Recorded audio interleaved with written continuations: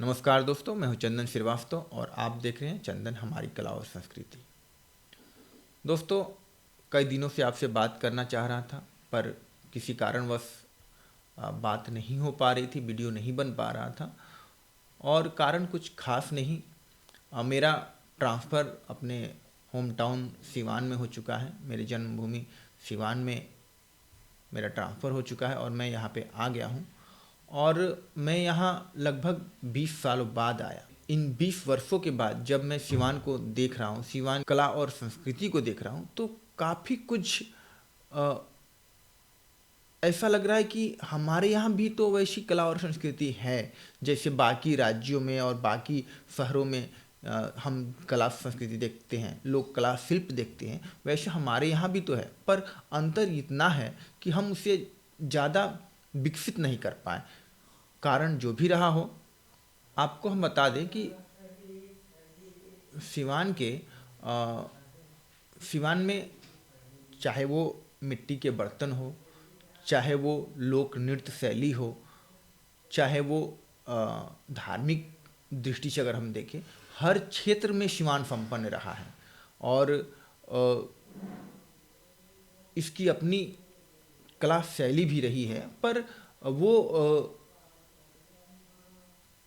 अलग रूप में रही है। जैसे अगर हम एग्जाम्पल लिख दें, एक उदाहरण के रूप में देखें तो यहाँ की महिलाएं, जो गांव की महिलाएं हैं, वो पेंटिंग करती हैं।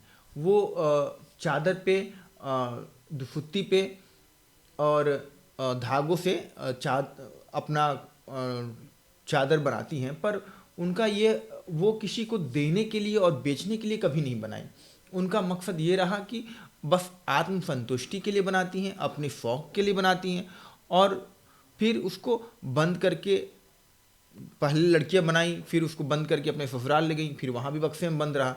तो इस प्रकार वो घर के अंदर ही रहा। कभी भी उनकी कला शिल्प जो है, उनकी जो कला शैली है, वो निकल करके सामने नहीं आई, वो निकल करके समाज में नहीं आए। क्योंकि जब इनको ज़रूरत पड़ता है तो वो चादर और वो पर्दे वो लोग घर में प्रयोग करते हैं किसी समारोह में, फिर उसके बाद बंद करके फिर वही बक्से में ही रहता है। तो एक अगर यहाँ भी देखें तो चीज़ें हर वक्त बंद रही। अगर हम लोग पेंटिंग देखें तो वो लोग दीवारों पे बनाती हैं, दीवारों पे भी पेंटिंग करती हैं, दीवारों पे भी जैसे मधुबनी पेंटिंग है, जैसे कोहबर है, हमारे यहाँ भी है। पर हमारे यहाँ रस्म ही ऐसा है कि वो लोग उन पेंटिंगों को उनके द्वारा बनाए गए कोहबर को बाकी लड़के नहीं देख सकते हैं। ऐसा पीढ़िया के समय जो महिलाएं बनाती हैं उनको बाकी पुरुष नहीं देख पाते, बाकी समाज में नहीं देख पाते। तो कई ऐसे कारण हैं जिसमें जो हमारी मान्यताएं हैं, जिसके कारण हमारी लोक कला शिल्प और लोक कला शैली दबी रह गई है। और अगर देखें तो धार्मिक दृष्टि से भी देखें तो सिवान कभी पीछे नहीं रहा है। धार्मिक व्यू से भी अगर देखें तो सिवान में कबीर पंथ का बहुत बड़ा मठ रहा है। सिवान में कई जगह कबीर पंथ के मठ रहे हैं। और अगर हम धनौती मठ के बारे में बात करें, धनौती मठ जहाँ पे बीजक का संकलन किया गया था, तो वो भी काफ़ी प्रसिद्ध मठ और ये इस पूरे एरिया के, पूरे बिहार में, बिहार, नेपाल और पूर्वोत्तर राज्यों में सबसे बड़ा कबीर पंथ का मठ ही धनौती मठ रहा है, जहाँ पे बीजक का संकलन किया गया, जहाँ से कबीर पंथ के विचारधारा हमारे बाकी अन्य राज्यों और देशों में गई।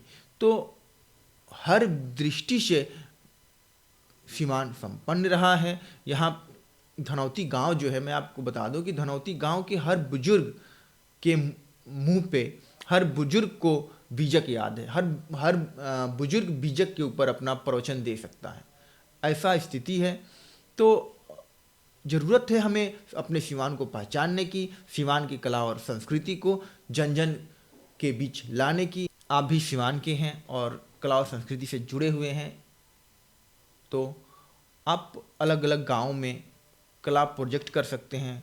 अलग अलग गांव को लेकर के कुछ प्रोजेक्ट करें और गांव में एग्जीबिशन करें। गांव के लोग आपके साथ मिलकर कार्य करने के लिए उत्सुक हैं। अगर आप गांव के कोई कला शैली को बढ़ाना चाहते हैं, उसमें भी आप सहयोग करें।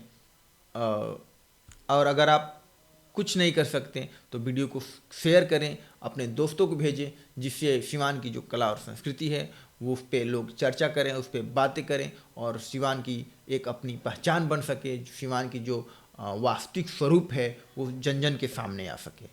धन्यवाद, धन्यवाद दोस्तों।